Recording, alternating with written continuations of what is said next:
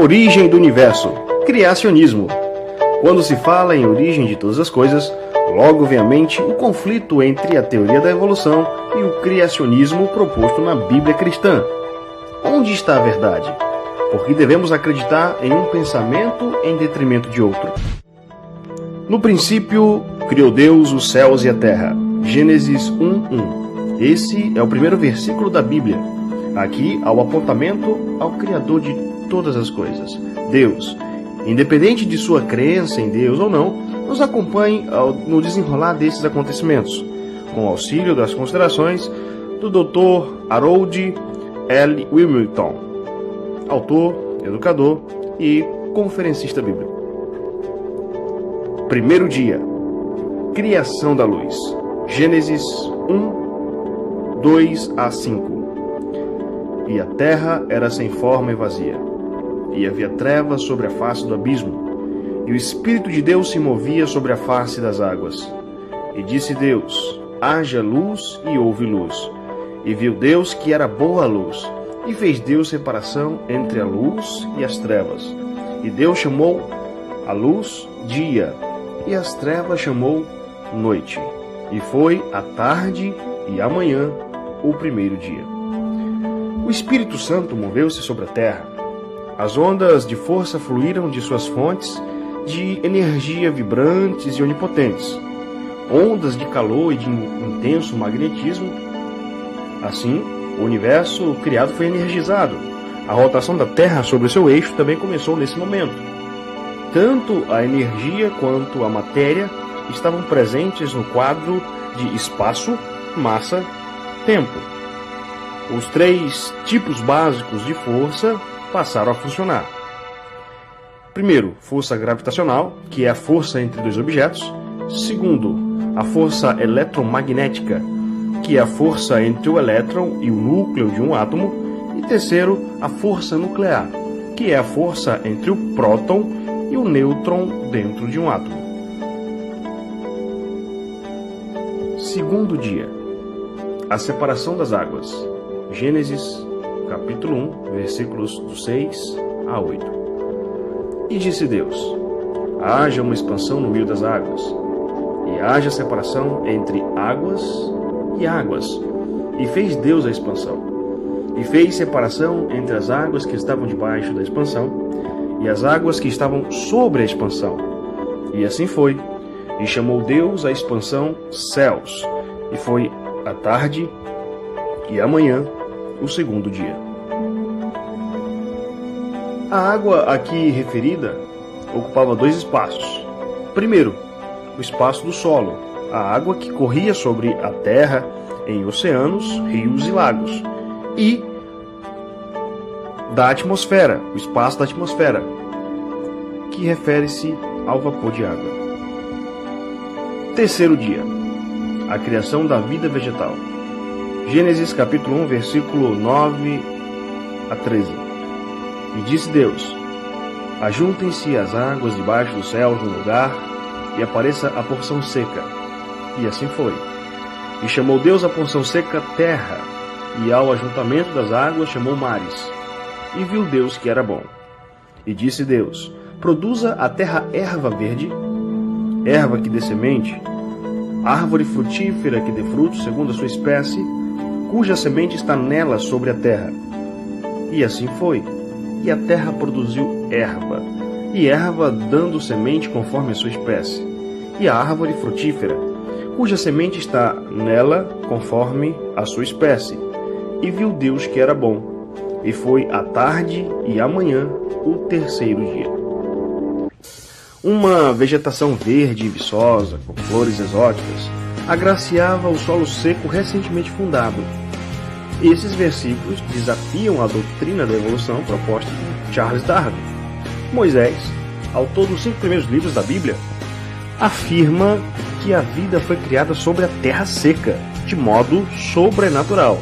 E tudo isso no terceiro dia da criação. Quarto dia. A criação do sol, da lua e das estrelas. Gênesis capítulo 1, versículos do 14 ao 19.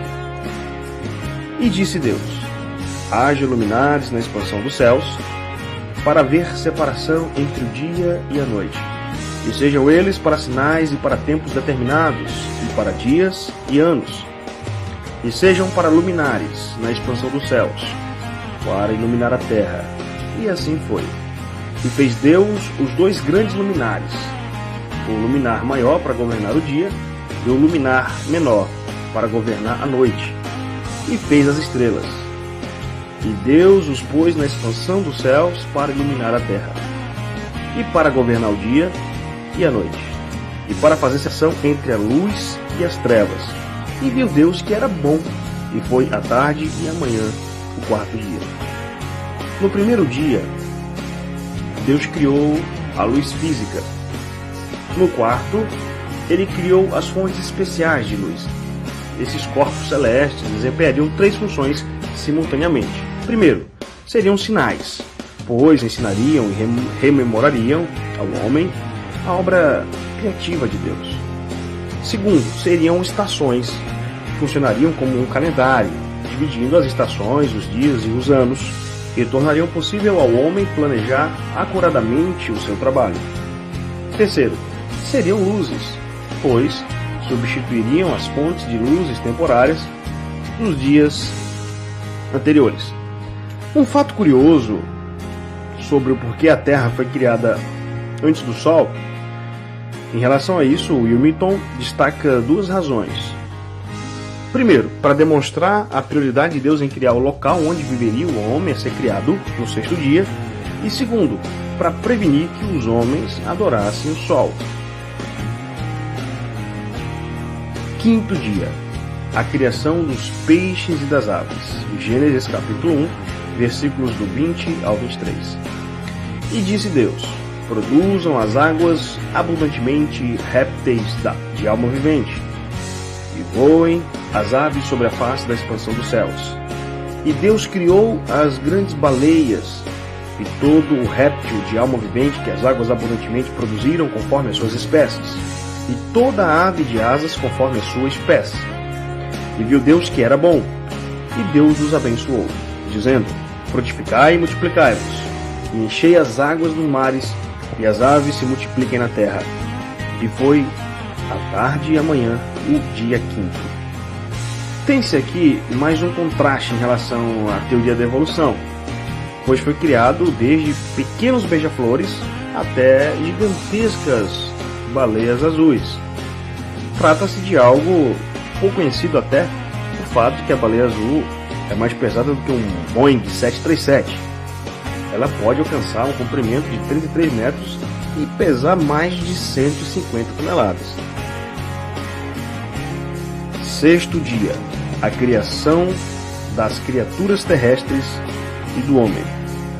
Gênesis 1, 24 a 31.